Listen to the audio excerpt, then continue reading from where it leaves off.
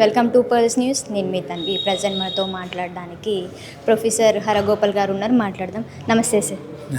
Sir చెప్పండి, ఏదైతే 2 రోజుల క్రితం హిడ్మా ఎన్కౌంటర్ జరిగింది, ఈ ఎన్కౌంటర్ని మీరు ఎట్లా చూస్తారు సార్? ఒకవైపేమో హత్య అంటున్నారు, ఇంకోవైపేమో ఎన్కౌంటర్ అంటున్నారు, మీరు ఎట్లా చూస్తారు? ఎన్కౌంటర్లు ఇప్పుడు ప్రారంభం కాలే కదా. ఎన్కౌంటర్లు శ్రీకాకుళ ఉద్యమంతోనే ప్రారంభమైంది. ఆ విధంగా నక్సల్బరీ ఉద్యమంతోనే ప్రారంభమైంది. అది కొనసాగింపుగానే జరుగుతున్నది. కానీ గతంలో ప్రభుత్వాలు ఇలాంటి ఉద్యమాలు జరిగినప్పుడు, లేదా ఉద్యమం మరి పెద్ద ఎత్తున జరిగినప్పుడు ఆదివాసులకు కొన్ని హక్కులు ఇచ్చారు, ఉద్యమాలను అణచివేసేయడం, అంటే క్యారెట్ అండ్ స్టిక్ అంటాం. అంటే ఒకవైపు బలప్రయోగం, ఒకవైపు మళ్ళీ స్పందించి కొత్త హక్కులు ఇవ్వడం. ఈ ఆదివాసీల హక్కులు రాజ్యాంగంలో గతంలో ఆదివాసీ పోరాటాల వలన షెడ్యూల్ 5, షెడ్యూల్ 6. షెడ్యూల్ 5, షెడ్యూల్ 6లో ఏముంది? ఆదివాసుల అనుమతి లేకుండా అడవిలోకి రాజ్యం కూడా పోవడానికి వెళ్ళలేదు అనేటువంటిది మనం రాజ్యాంగం ద్వారా ఆదివాసులకు మనం వాగ్దానం చేశాం. అయినా ఆదివాసీ పోరాటాలు స్వాతంత్రం తర్వాత కూడా కొనసాగితే మీకు SC/ST అట్రాసిటీ యాక్ట్ వచ్చింది. ఆ తర్వాత మీకు ఈ పీసా వచ్చింది, 1/70 వచ్చింది, ఫారెస్ట్ రైట్స్ యాక్ట్ వచ్చింది. అంటే కొన్ని కొత్త చట్టాలు వచ్చాయి. ఈ చట్టాలన్నీ కూడా ఒక రకంగా సమస్య పరిష్కారం కొరకని ప్రయత్నము, ఒకవైపు బలప్రయోగం. ఇప్పుడు ఏ దశ కంటే ఈ కార్పొరేట్ అభివృద్ధి నమూనా వచ్చినప్పటి నుంచి కార్పొరేట్లకి ఆదివాసీ ప్రాంతాల్లో ఉండేటువంటి ఏవైతే ఖనిజాలు ఉన్నాయో ఆ ఖనిజాలను అప్పచెప్పడం. అంతకుముందు రాజ్యం వెళ్ళి NMDC వాళ్ళు వెళ్ళి మేము ఖనిజాలతో అవుతాము, దేశాభివృద్ధికి అవసరము, రైల్వేస్కి అవసరము, రోడ్లకు అవసరం అని చెప్పొచ్చు. ఇవాళ NMDC కాదు, ఇవాళ కార్పొరేట్ వ్యవస్థకు డైరెక్ట్గా అక్కడ ఉండే వనరులను అప్పచెప్పడం. కనుక ఈ కార్పొరేట్ వ్యవస్థ ఏంటంటే దాని తొందర కనుక రాజ్యం మీద విపరీతంగా ఒత్తిడి పెట్టడం వలన రాజ్యం ఏంటంటే ఒక వాగ్దానం చేసి ఫలానా డేట్ వరకు మేము మొత్తంగా తొలగించి ఈ వనరులను మీకు అప్పచెప్తాం. ఈ ఎన్కౌంటర్లని ఒక అభివృద్ధి నమూనా, కానీ ప్రజా వ్యతిరేక అభివృద్ధి నమూనా నడిపిస్తున్నది. కార్పొరేట్ వ్యవస్థ దాన్ని వెనుకొని నడిపిస్తున్నది.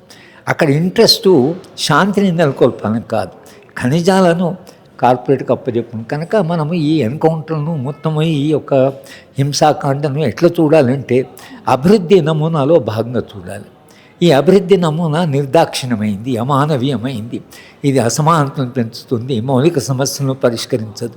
కానీ ఆ నమూనా వాళ్ళు నడుపుతున్నారు. మనం ఏమంటున్నామంటే మీరు ఆదివాసులతో కూర్చొని లేదా ఆదివాసీ ఉద్యమాలు నడుపుతున్న వాళ్ళ దగ్గర కూర్చొని మౌలికమైన సమస్యలు ఏమిటో మీరు కనుక్కోండి. ఆ మౌలిక సమస్యల పరిష్కార దిశగా మీరు ప్రయత్నం చేస్తే శాంతియుతంగా ఇంత ప్రాణ నష్టం లేకుండా మనం కొంత సమస్యల పరిష్కారం కావచ్చు. అలాగే ఆదివాసుల జీవితం మరింత మెరుగుపడి ఆదివాసులు కూడా ఈ అభివృద్ధిలో మేము కూడా భాగస్వామ్యమే, దాని ఫలితాలు మాకు కూడా వస్తాయంటే వాళ్ళు కూడా కోఆపరేట్ చేస్తారు. ఇప్పుడు మీరు విశాఖ స్టీల్ ప్లాంట్ కావాలని పెద్ద పోరాటం చేస్తున్నారు, ఒక పరిశ్రమ కావాలని ఎందుకు పోరాటం చేస్తున్నారు? పరిశ్రమ ద్వారా తమకు కూడా అభివృద్ధి ఉంటేనే ప్రజలు పోరాటం చేస్తారు. ఇవాళ మేము అక్కడ పరిశ్రమలు పెడతామంటే ఆదివాసులు ఒప్పుకోవడం లేదు, ఎందుకంటే ఆ పరిశ్రమలో వాళ్ళ భాగస్వామ్యం లేదు. కనుక ప్రజలు ఎప్పుడు అభివృద్ధిని వ్యతిరేకించరు, కానీ అభివృద్ధిలో తమకు కూడా కొంత వాటా ఉంటుందంటే ఆదివాసులకు మీరు చేసే అభివృద్ధి అన్నారు. రేపు ఈ కార్పొరేట్ వ్యవస్థలు వచ్చాయనుకోండి, దాంట్లో ఆదివాసుల పాత్ర ఏమిటి?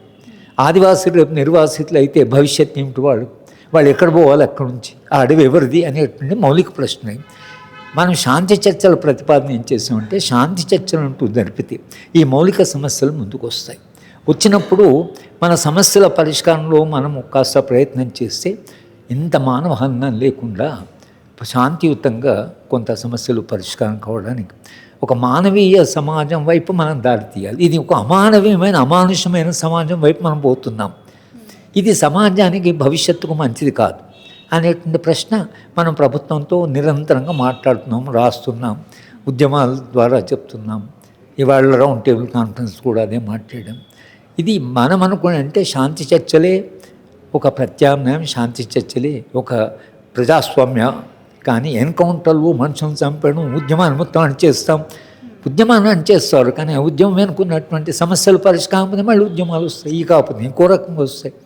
కనుక ఉద్యమాలు ఎందుకు వస్తున్నాయనేటువంటిది అడగకుండా ఉద్యమాలను అణచివేస్తామని అంటే అది తాత్కాలిక పరిష్కారమే, కానీ అది శాశ్వత పరిష్కారం కాదు.